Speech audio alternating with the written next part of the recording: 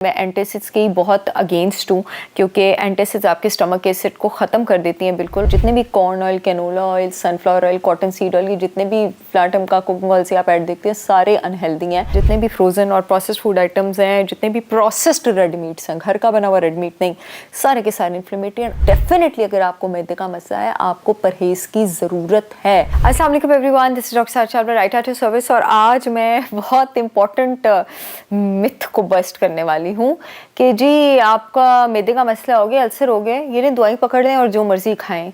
दुनिया की सबसे क्रिमिनल स्टेटमेंट्स मेडिकल हिस्ट्री में अगर कोई होंगी ना लोगों का नुकसान और उनका बेड़ा गर्क करने वाली, तो उसमें से एक स्टेटमेंट है। और अनफॉर्चुनेटली ये ज़्यादातर डॉक्टर्स के मुंह से ही निकलती है।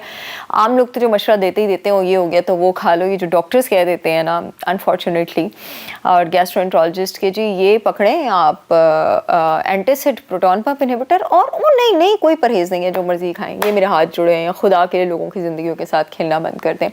सबसे पहले तो आप लोगों को पता है मैं एंटासिड्स की बहुत अगेंस्ट हूँ क्योंकि एंटासिड्स आपके स्टमक एसिड को ख़त्म कर देती हैं बिल्कुल, और वो बिल्कुल भी आपके गर्ड का इलाज नहीं है क्योंकि वो आपको वक्ती तौर पे रिलीफ देती हैं। स्टमक का एसिड कम हो जाता है तो जब एसिड बिल्कुल ही ख़त्म हो जाता है वो ऊपर आना बंद हो जाता है। प्रॉब्लम तो होता है लोअर इसोफेजियल स्फिंक्टर का, कि आपका जो लोअर इसोफेजियल स्फिंक्टर है वो ठीक तरह फूड पाइप के एंड पे जो ढक्कन लगा होता है वो बंद नहीं हो रहा है, तो स्टमक में तो एसिड होगा ही, होना चाहिए, वो अब ऊपर आ रहा होता है तो वो आपको तंग कर रहा होता है। इसकी बजाय कि स्टमक का पीएच बैलेंस किया जाए और आपको वो डाइट दी जाए जो कि आपके अल्सर को हील करे, आपकी स्टमक की म्यूकस लाइनिंग को हील करे, जो स्टमक में थोड़ा बहुत तेजाब पड़ा होता है उसको भी कम करना शुरू कर देते हैं, और थोड़ी देर के लिए आपको रिलीफ मिलती है क्योंकि कुछ होगा तो ऊपर आएगा ना।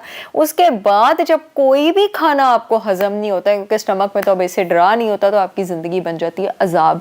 यही वजह है कि आप सब मेरे ऑफिस में आके कहते हैं कि शुरू में तो बड़ा सुकून रहा, उसके बाद से तो और ज़्यादा ये मसला बढ़ गया। इसीलिए बढ़ गया, आपको जब गर्ड डायग्नोज हो जाता है, गैस्ट्राइटिस डायग्नोज हो जाता है, जिसकी शुरुआत ब्लोटिंग से होती है, इंडाइजेशन से होती है, माइल्ड रिफ्लक्स से होती है, तो कुछ चीज़ों से आपको डेफिनेटली परहेज़ करने की ज़रूरत है, जिसमें सबसे पहले कुकिंग मीडियम में आपके पास वेजिटेबल ऑयल्स आ जाते हैं। वेजिटेबल ऑयल्स आपके पास जितने भी हैं, ये कंडीशन गैस्ट्राइटिस आइटिस का मतलब होता है सोजिश, पहले इन्फ्लेमेशन से एसोसिएटेड है। जितने भी corn oil, canola oil, sunflower oil, cotton seed oil, ये जितने भी प्लाटम का कुकिंग ऑयल से आप ऐड देखते हैं सारे अनहेल्दी हैं, ये सारे इन्फ्लेमेटरी होते हैं, ये म्यूटेटेड ऑक्सीडाइज ख़राब किस्म के इसमें फैटी एसिड्स होते हैं। इनको जब आप हीट करते हैं और डेंजरस बन जाते हैं।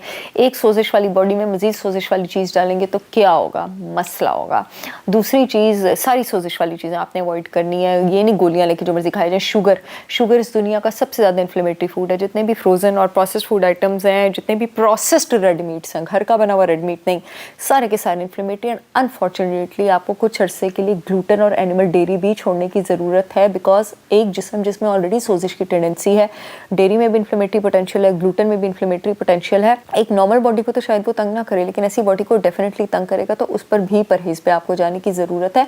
आपको उन खानों को लेने की ज़रूरत है जो कि इजी टू डाइजेस्ट हो, जिनकी इंटेस्टाइन से लाइनिंग से एब्जॉर्प्शन जो है आपके पास इजी हो जाए। इस केस में आपको बहुत सारी हेल्दी सब्जियां भी छोड़नी पड़ती हैं, हाई फाइबर वेजिटेबल्स भी छोड़नी पड़ती हैं, जिसमें आपके पास पालक आ जाता है, गाजर आ जाता है, हाई फाइबर फ्रूट्स आ जाते हैं, अमरूद आ जाता है, सेब आ जाता है, नाशपाती आ जाता है। तो डेफिनेटली अगर आपको मैदे का मसला है आपको परहेज़ की ज़रूरत है।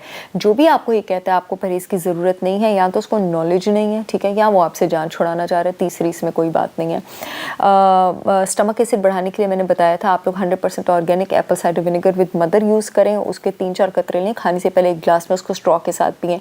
और इसके अलावा गट लाइनिंग को हील करने के लिए आप फ्रेश एलोवेरा जूस ले सकते हैं। कुकिंग मीडियम में आपके पास देसी घी, कोकोनट ऑयल, ऑलिव ऑयल, इसके अलावा और कोई ऑप्शन नहीं है। मेरी अपनी ब्रांड होलिस्टिक विजडम बाय सहार चावला का देसी घी, कोकोनट ऑयल, ऑलिव ऑयल भी अवेलेबल है। पूरे पाकिस्तान में शिपमेंट हो रही है। कमेंट सेक्शन में मैं लिंक दे दूंगी, आप क्लिक करें और आप फुल कॉन्फिडेंस के साथ ऑर्डर कर सकते हैं कि आपकी सेहत के लिए बेहतरीन है, मेरी गारंटी है। और other than that Apple cider vinegar और एलोवेरा जूस भी है मेरा अपना। ये एप्पल साइडर विनेगर है और ये एलो गट है। इसका एक ढक्कन आपने अपने, जैसे मैंने डाला हुआ है, पानी के जग में डालना होता है। पूरा दिन आपने ये पानी पीना होता है। पूरे पाकिस्तान में मेरे अलावा आपको sugar free fresh aloe vera juice और कहीं नहीं मिलेगा। I see you all again with yet another information video. तब तक के लिए अल्लाह हाफिज़।